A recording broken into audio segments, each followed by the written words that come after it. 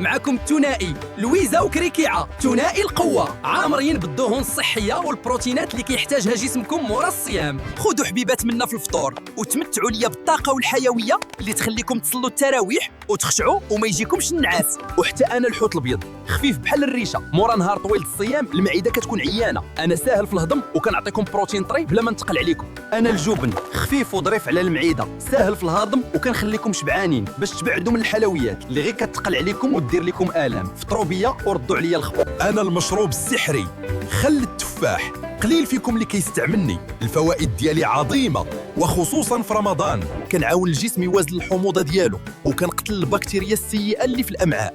خلطوني في الفطور مع شوية عصير التفاح باش ما نأثرش لكم على السنينات. أنا مزيان حتى للناس اللي عندهم السكر والسمنة، سولوا عليا الطبيب يقول لكم. بركه ما تبقاو تعيطوا ليا البقوله، انا الصبانيخ، ولا عيطوا ليا لي زيبيناغ وتهناو. محال واش عندي سميه بالضريجه.